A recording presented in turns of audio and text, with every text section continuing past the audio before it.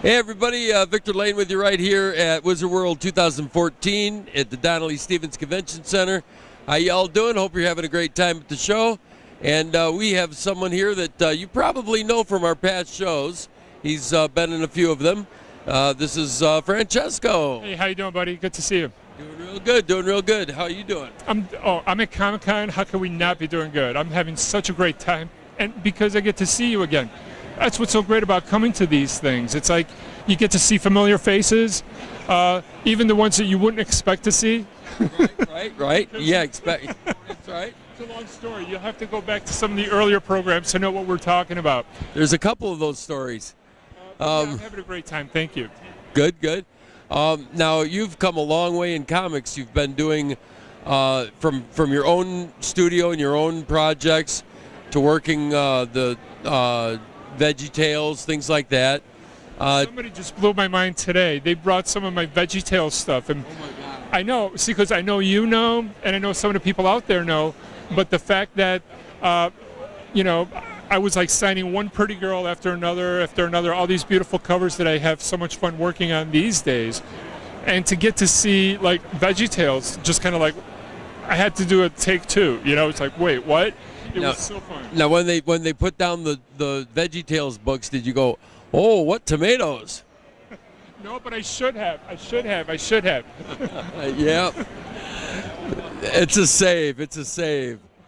How you doing, man? But, we need like a cord. Do you have like a cord?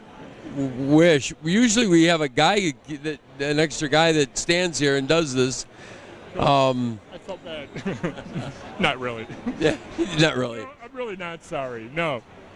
But Yeah, so it's pretty fun. so now you're working with Zenoscope for some projects and such. I'm so blessed to be able to work for a company who does exactly the kind of stuff that I do, just like for fun. Like when I would do stuff for other companies, it was like work.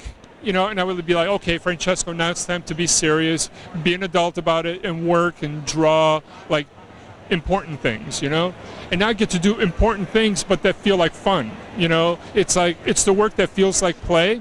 I'm so excited to be able to draw things that I'm very passionate about, which is pretty girls, pinups, and no one does it better than Zenoscope. No one. So, Other companies are trying. Like, I don't know if anyone's seen the latest cover everyone's talking about. I won't mention names, but I think you know which cover I'm talking about. Everyone's like losing their mind over it. I'm like, really? This is controversy? It's not controversy. You want to see pretty girls on a cover? Look at anything that Zenoscope has done. Anything at all, pretty much. I mean, you can see in the back there's some nice artwork and such. And they have some of the best people in the industry working for them. And all the Zenoscope people are really nice. We've talked to them all and such. I agree. Really great people. And would you now that you're doing this type of work, would you consider yourself a good girl artist? For a minute there, I thought you said you consider yourself a good girl. Not really. No. No. Yeah, just notice how my voice just went lower, just a little bit. You know what? I'm not. That's an excellent question. You stumped me.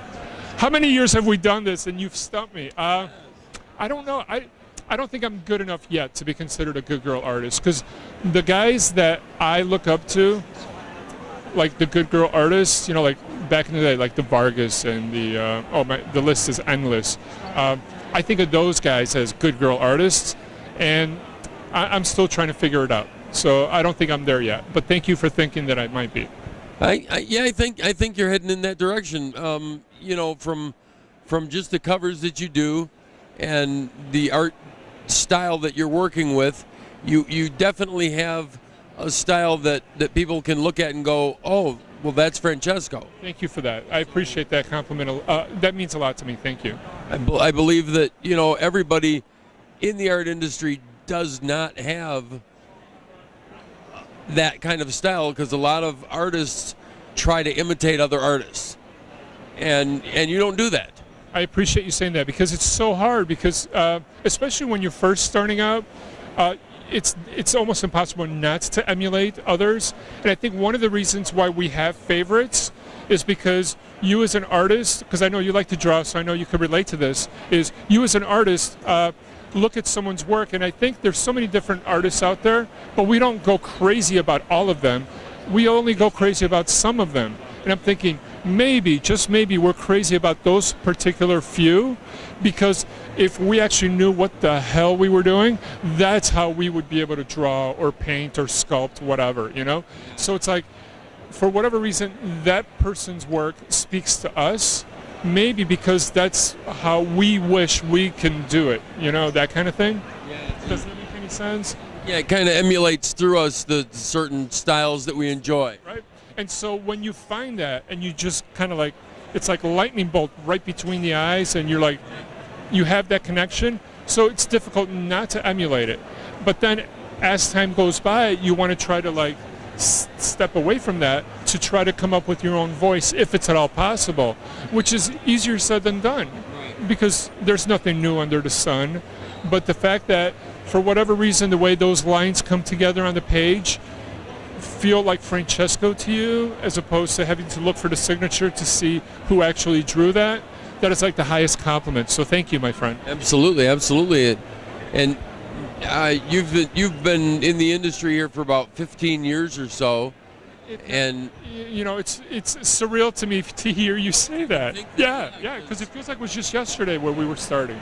And you woke up one morning and you're like, "Wow, I'm going to do this." No, yeah. But it does. Just time goes by fast, and a project that might take a while would pass the time and such like that. But your style has not really, I shouldn't say changed, although it has a little bit, but it's grown is what I'm saying. Thank you for that. I appreciate it. Thank you.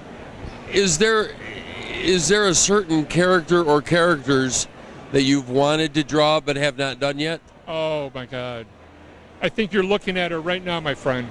I love Ecstasy. She is like my baby. She's my creator-owned character.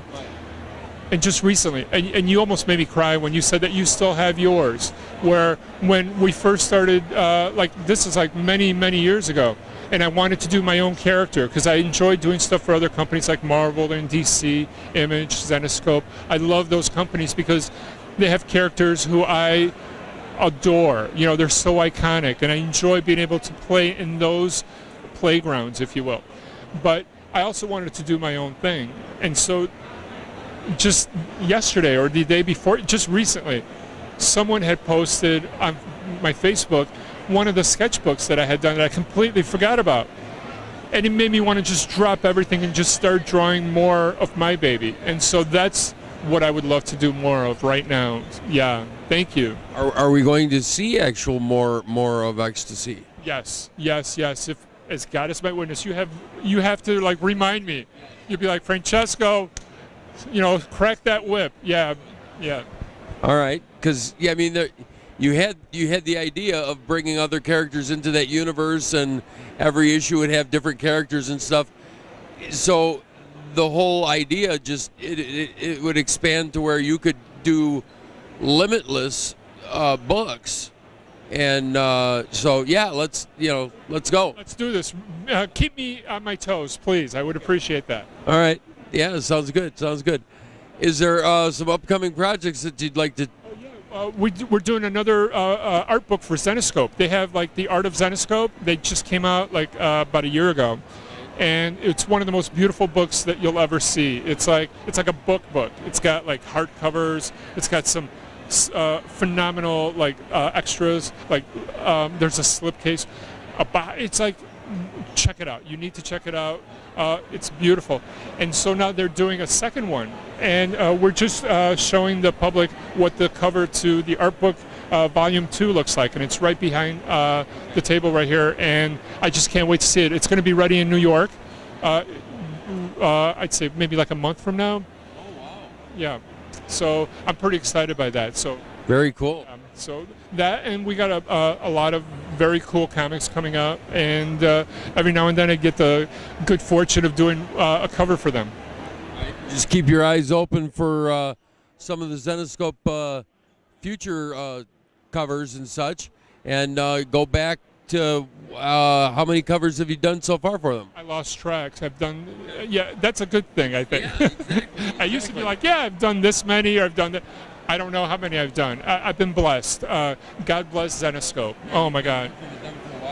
Yeah, but it's the work that feels like play. It does not feel like work. I'm like the luckiest guy in this whole room, because it's like, this is the stuff I would do just for fun. Very cool, folks. Check out the Zenoscope booth if you're around a Comic-Con convention. Stop by and say hello, because usually Franchesco's hanging out with them. And we'll see you later here at the con. Everybody take care, and we got more things coming up.